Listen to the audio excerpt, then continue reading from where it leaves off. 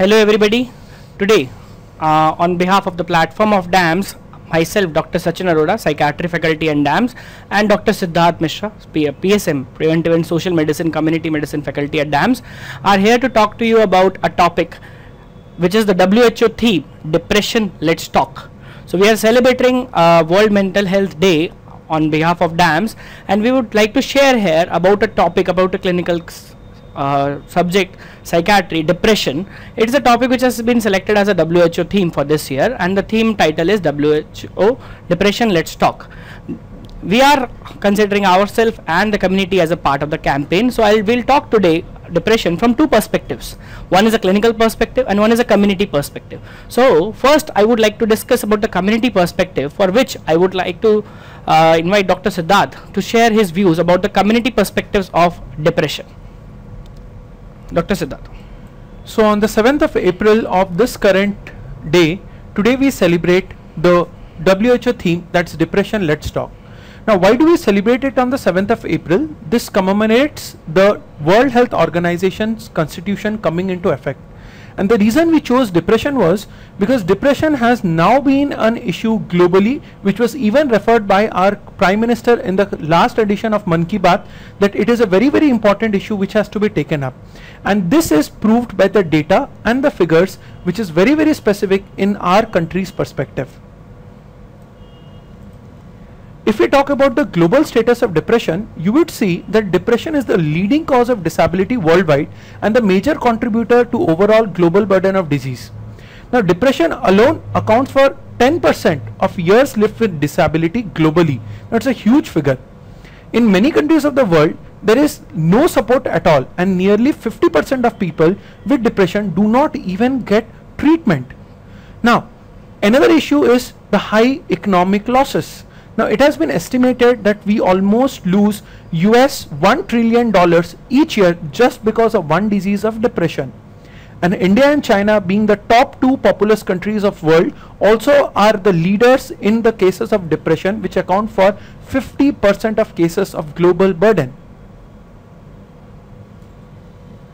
If you talk about India as per se, now you would see that the burden of psychiatric disorders in India, globally we are first, with a prevalence approximately being near about 4.5%. Now this is an underestimation, because you know depression is a huge taboo. Any person who is depressed is generally looked out as out of the society, and this is again followed by another severe disorder which probably all of us suffer once a year or twice a year probably, that is anxiety, whose prevalence is even lower reported, that is just 3%. Now India is globally housed to maximum number of suicide. In India, the most common cause of death of an adult female is suicide. Now that is a huge issue. Now if we talk about the technical words, India loses almost 7.1% of the total years lived with disability, and for anxiety it is 2.5%. Now if you talk about the persons treating it, the health manpower, there are only 4,000 to 5,000 psychiatrists in India, accounting for almost 2 psychiatrists per 10 lakh population. If you talk about the education curriculum, only 500 postgraduate seats in India for psychiatry. Now even more astonishing is, where we talk to be global leaders in education, we do not have even a single PhD program for psychiatry. Now you talk about the inpatient care, there is only 0.2 beds per lakh of population. Now this is the clinical aspect. Now let me talk about the community aspect. The biggest challenge is we do not have integration of the Department of Psychiatry at the primary healthcare level. If you visit our villages, you would not get a single trained doctor to even talk about or spread the awareness of depression or any other psychiatric disorder. Now this is a huge challenge from a community perspective. Now let's look into the clinical perspective of this particular disease, and now I hand over to Dr. Sachin for on this aspect. Yes, like Dr. Siddharth has talked about the community perspective, depression is a disease which is not getting as far as treatment as it deserves. Let me talk about depression for the next 2 minutes. How do we look after this disease? First, let's clear a misconception about depression. The word depression is very many times used casually by the people, that today I am depressed, today I am not depressed. Mind that depression is a disease and not just a symptom. Depression is a disease which includes 3 symptoms as per the clinical criteria. Low mood, that is sadness of mood. Anhedonia, which in psychiatric terms we call decreased interest in activities that were previously pleasurable, which is the hardcore symptom of depression, which say that decreased enjoyment. The people say we don't get pleasure in the activities which we used to have. And the third symptom of depression, these are the 3 cardinal symptoms: low mood, anhedonia, and the third being decreased psychomotor activity, which we call as psychomotor retardation. The patient clinically presents as decreased energy, fatigability, concentration lack. All these are depression, and mind it, we don't call these things as depression until or unless by diagnostic criteria they are present for a period of 2 weeks.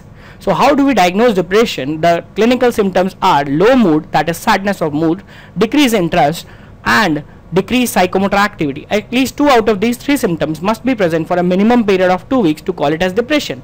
That's the first thing. Don't say that today I am depressed and tomorrow I am not. Second thing, depression is that anhedonia which is not an elevatable mood by anything. So the person has decreased enjoyment. The person mood cannot be elevated. You just can't say to the depression patient, why don't you be happy? Why don't you be happy? So we have to, these people deserve treatment. Second, depression is mostly a disease which is talked about the psychological part. The psychological part, a person who becomes depressed, people talk about the circumstantial things. Why is depressed? There must be something happening in his family. There must be some stress factor. Yes, mostly depression is associated with stress factor, but we also have a biological component of depression. Today we talk about the neurotransmitter theory of depression, which has proved beyond doubt that the 3 monoamines, dopamine, serotonin, and norepinephrine, are depleted in depression, which account for the symptoms like lack of pleasure, decreased enjoyment, decreased energy. That's why the monoamine depletion theory is the most accepted biological theory of depression so far.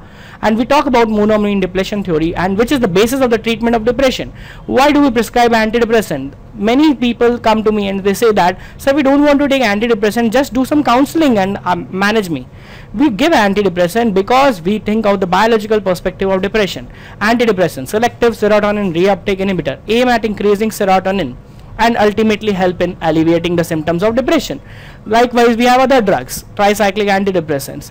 The misconception about people having depression is that will we get addicted to these drugs? Antidepressants do not have that much of dependence potential. That's what I want to clear by this video. Antidepressants are given average for a period of 6 to 9 months, maybe up to 1 year. And depression is a disease which has full recovery. The normal nature of the depression disease is that it can touch the baseline. Person can attain full recovery. The other part being the psychological part of the depression, that's what we do as psychotherapy. The gold standard psychotherapy for depression is cognitive behavioral therapy, where we work on the negative thoughts. Now let's talk about depression. Let's talk. Why is this theme? Depression, as per the psychological perspective, has some emotional problems. So if a person communicates the problem, the theme, let's talk. There are a lot of people suffering from this problem who don't just communicate. We as a part of the community, what is our role? Even if we are not psychiatrists, a person who is depressed in front of us, we have to be all ears to him. That is, we have to listen to him. We have to talk to him. Depression, let's talk. By means of this video, I wish to communicate to all of you. If a person is depressed and you just listen to him, you just understand, try to be compassionate, try to be empathetic towards his problem, try to understand his problem. And if he needs, he should be given expert advice from a psychiatrist. That's what is the motto of this video. Depression is a disease which needs some help, and the reason why we are encouraging so much the treatment of depression is to prevent the problem which we talked about, that is suicide attempt. Suicide attempt is a preventable condition if we cure depression very much. Now, taking an opportunity of this video, I would like to talk about that the latest mental health care bill has been launched in and has been approved, about which Dr. Siddharth will again talk about to you. What are the things in the mental health bill? Yeah, so India has for the first time ever passed a bill which talks about the rights of mentally ill. Now every mentally ill person will have the same or equal rights as a normal person has. The second golden point is advance directive. The patient can determine how he should be treated in the future for his mental condition. Now this is very, very important, because earlier this was left to the caretakers. Third, mental health authorities. Now India is looking into development of further institutions which will provide mental health services of free, and which will be almost at the doorstep of people. And probably the most challenging thing which India is now looking to remove is to decriminalize suicide and prohibit electroconvulsive therapy, which in layman terms we call as electric shock.